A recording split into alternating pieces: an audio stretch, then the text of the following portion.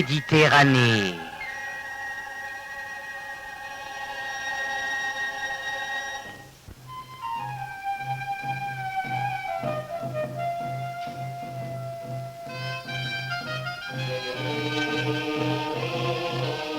Gros de Cagnes-sur-Mer.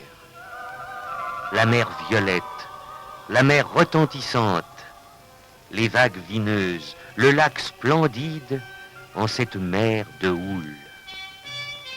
Ainsi parle l'Odyssée.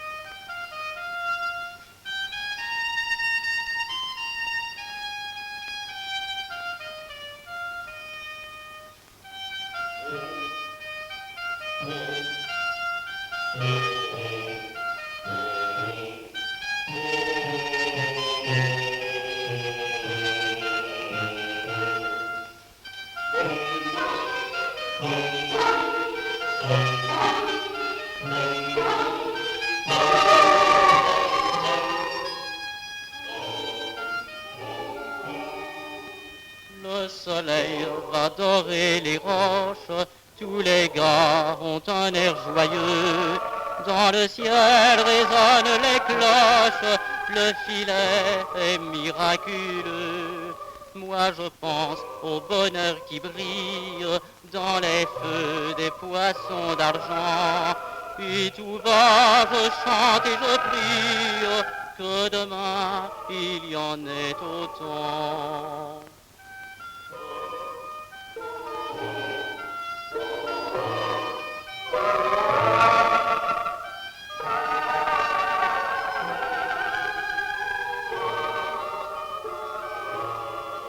Et tout bas, je chante et je prie que demain il y en ait autant. Moi je pense au bonheur qui brille dans les feux des poissons d'argent.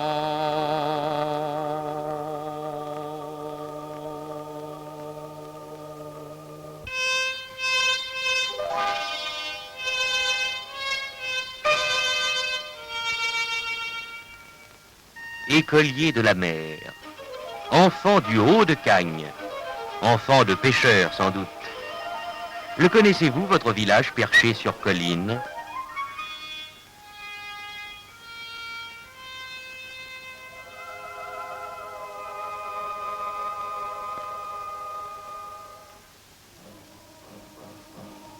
Vieux village de Provence où les pierres semblent chanter.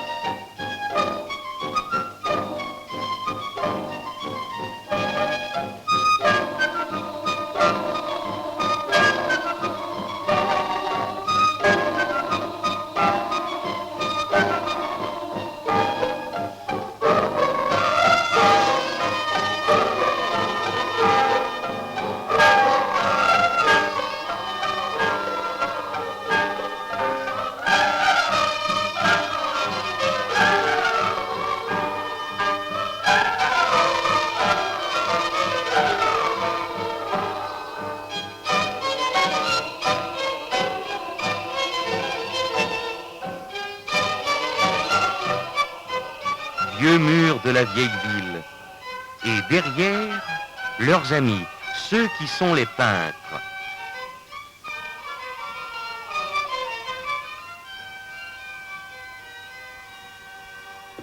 Cagnes, cité des peintres, là où fut l'un des plus grands d'entre eux,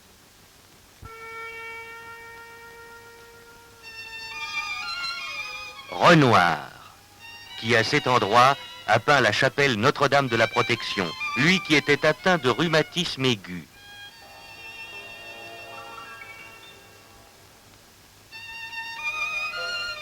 et Nana l'a connu.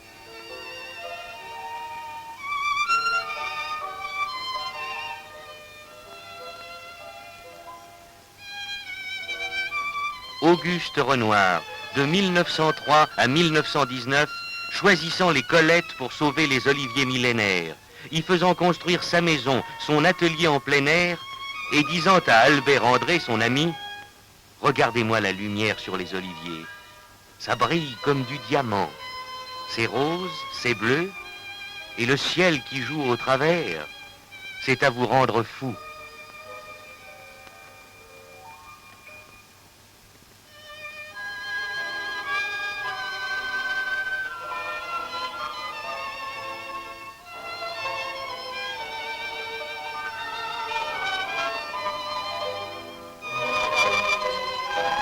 Et c'est la période misérable et splendide de la souffrance et de la gloire, des magnifiques trouvailles, fleurs et fruits colorés de soleil.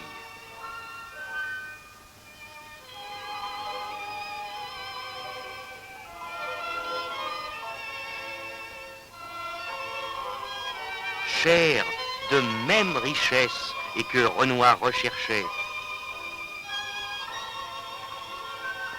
Et l'on peut penser que peut-être cette cagnoise fut autrefois son modèle. Ces modèles, il les cherchait partout. En particulier chez ces lavandières riches de santé du bord de la Cagne. Renoir avait remarqué la clarté d'une joue chez une jeune fille du pays qui était la fiancée du facteur. Le maître voulut la peindre.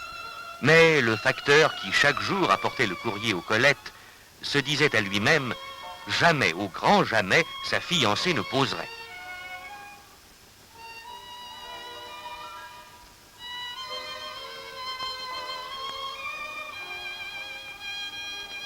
Dans l'atelier, il voyait des femmes se déshabiller, des modèles nus et maints tableaux de baigneuses.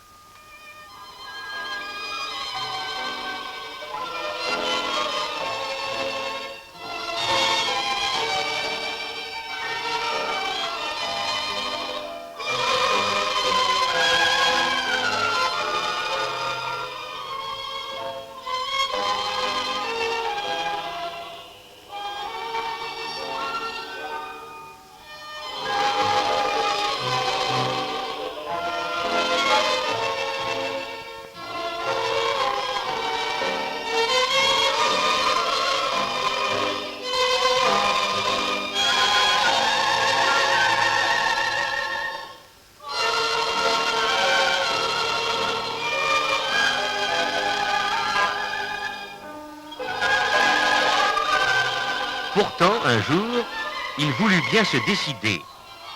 Et sa fiancée, Hélène Bellon, vint aux Colettes, posée, habillée, pour une œuvre la plus belle de celle que le maître des Colettes nous a laissée pour notre joie.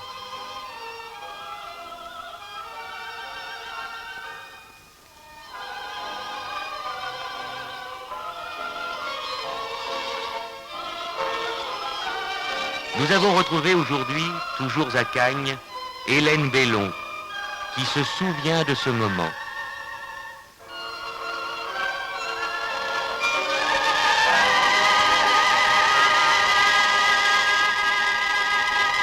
Renoir est infirme. On le porte de son lit à son fauteuil roulant pour peindre sans arrêt.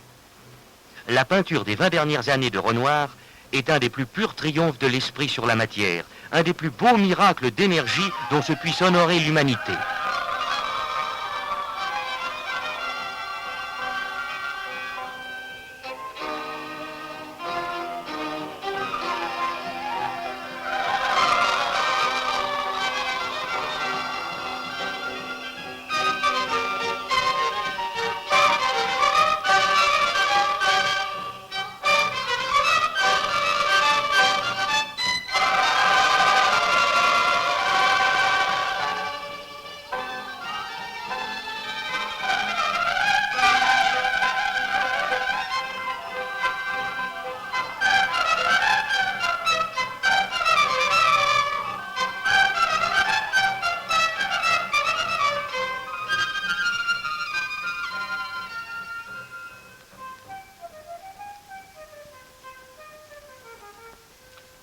au faîte du village, le château féodal, qui eut son heure de gloire.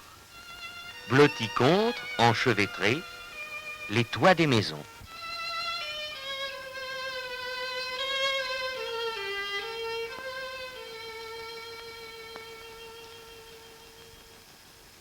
La princesse du haut de sa tour attendait le messager d'amour. Toute pâle dans ses atours. Un beau pave blessa son cœur lourd. Belle princesse, dans ses beaux atours.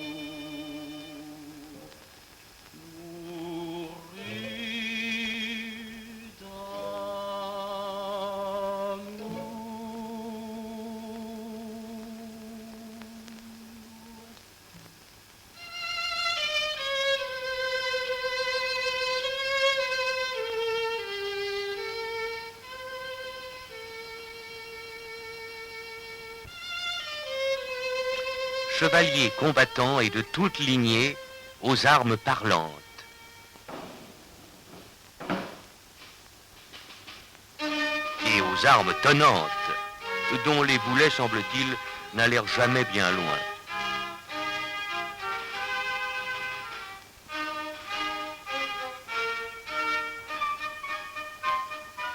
Des boulets, des boules qui roulent.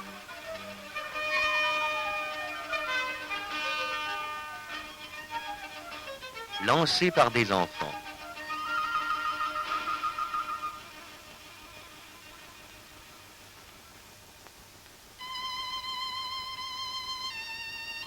Le château devint le musée de l'Olivier.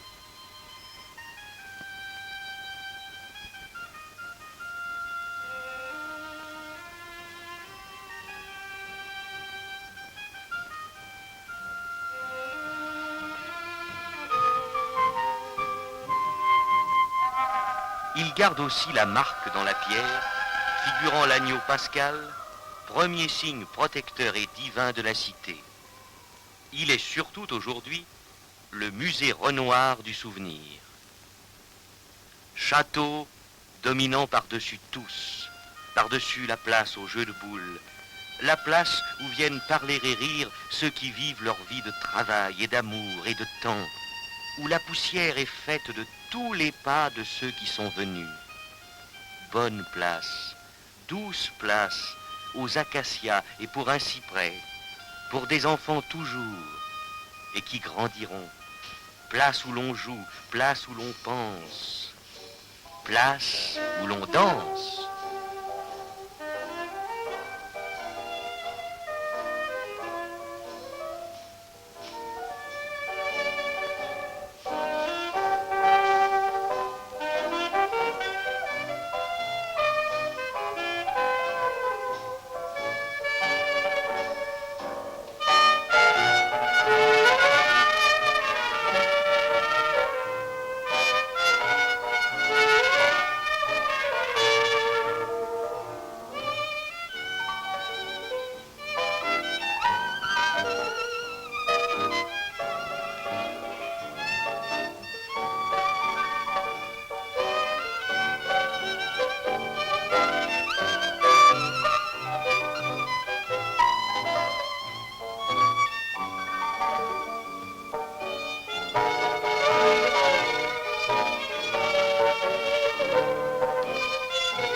blah blah blah blah blah blah.